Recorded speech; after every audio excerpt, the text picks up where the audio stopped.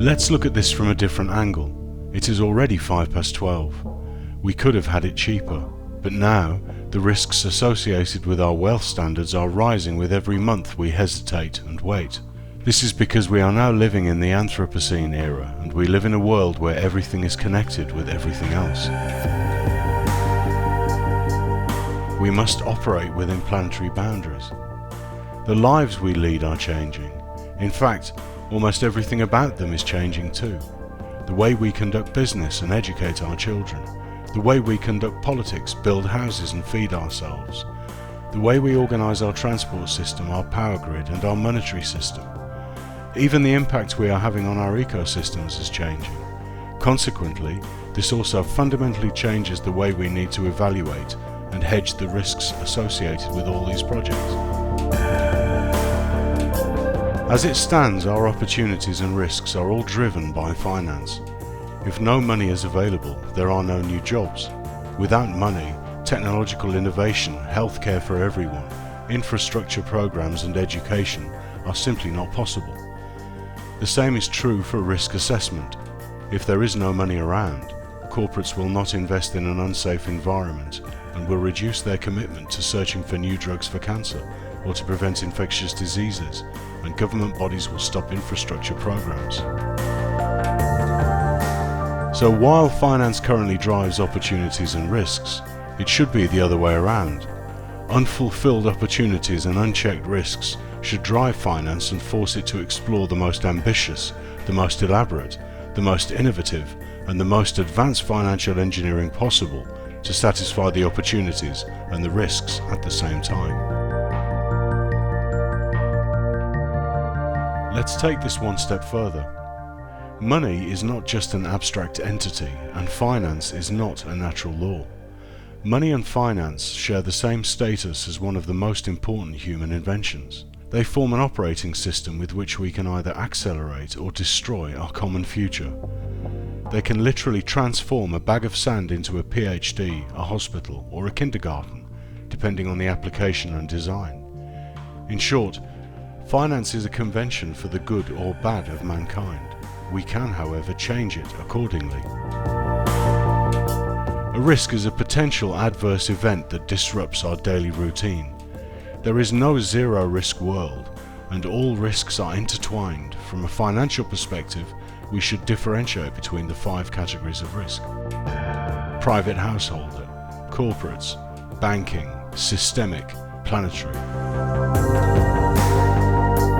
Such planetary risks are manifold by their very nature. They affect everybody, work in an asymmetric way, cannot be covered by privates, corporates, commercial banks and single states only, are interlinked with other subordinated risks, manifest as force majeure in the short term, and as a triple crisis, global warming, loss of biodiversity and pandemics in the long term, and finally, all the well-known general risks that each society has to bear. In short, the bill for that transition to a sustainable way of living that achieves the SDGs is substantially higher than anything we have calculated for in the past. If the financial instruments for coping with planetary risks remain unchecked, unstructured or unregulated, they turn into weapons of mass destruction. But if they are structured in the right way, they turn into tools of massive social and environmental innovation, realizing unfulfilled opportunities. In other words, they can magnify the losses or the wins, depending on how they are structured.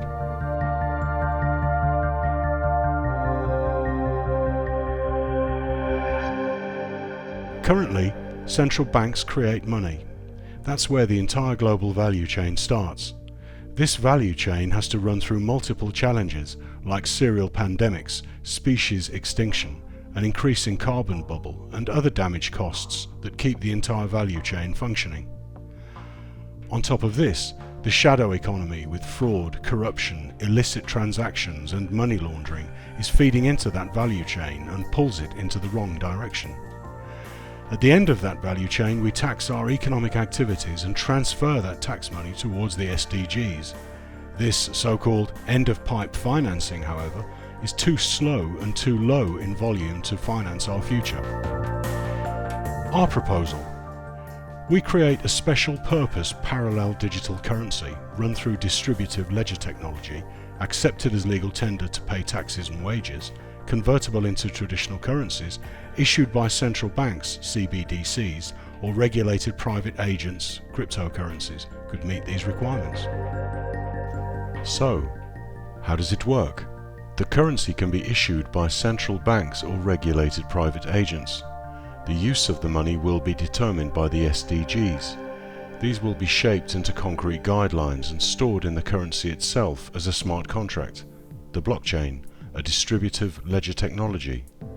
The smart contract doesn't allow the money to be used in any other way than that defined in the smart contract. Also, transactions will be stored in the blockchain. No manipulation is possible, therefore no greenwashing, corruption, shadow economy, fraud or theft. We create millions of green and fair jobs at the same time.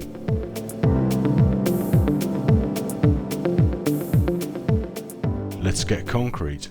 Take poverty and hunger.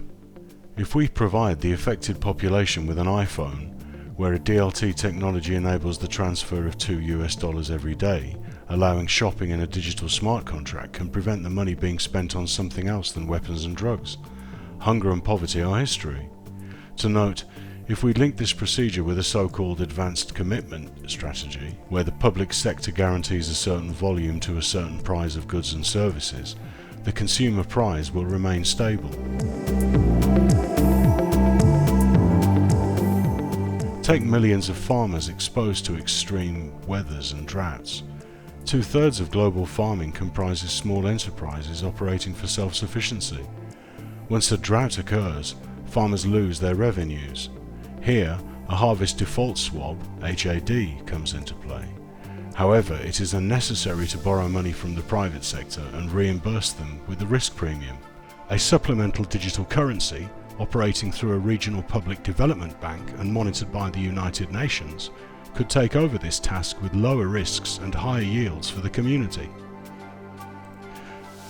In the case of a harvest default, the public bank will need to write the event off and decrease its balance sheets, but millions of farmers are saved from insolvency and can continue their business.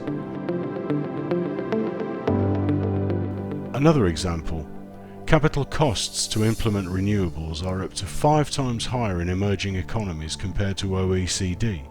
To overcome these capital constraints, a state guarantee or an interest rate swap provided by a developing financial institution, DFI, could fill the gap covered by such a digital green euro or US dollar.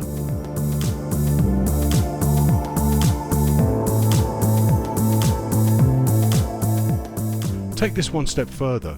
An institutional investor is holding a portfolio with a high CO2 footprint and a large percentage of state and corporate bonds with a negative interest yield. Assume we had such a complementary green digitalized USD or euro running in parallel with a slightly positive interest rate of 0.5%. But with a trade-off to condition the investments into SDGs only, we create an incentive for institutional investors to be engaged and to swap part of their assets to such a green market field. Such a positive carry trader effect, funded by the World Bank upfront with the additional 0.5% positive interest rate through such a green digital euro or dollar, could provide the revenues for the private sector involvement to, for example, reforest the Sahara with a 500 billion equity fund.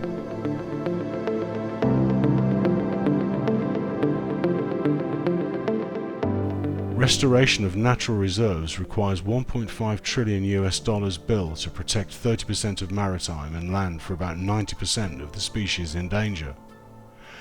We need rangers and helicopters, fences, biologists, engineers, a special geospatial software that monitors the natural reserve, and multiple NGOs to ensure this. We have the knowledge, but not the money to stop the species going extinct. Empirically, the return on investment protecting our species is about 1 to 5 to 1 to 15, meaning every dollar we spend would generate up to $15 of benefit for our society. What would happen if we generate that $1.5 trillion as green digital currency? we would ensure the safety of over 90% of our endangered species. There are almost unlimited options available, from direct digital cash transfers to microcredit lines, to tailored state guarantees for early-stage investments and venture capital private equity funds, to specific interest swaps and direct investment in public infrastructure. All of these can be, in part, covered by such a dual digital currency. To sum up, if we want a more cyclical economy, higher ESG standards, and fewer social and ecological externalities, none of these will happen automatically through pure will or self-commitment.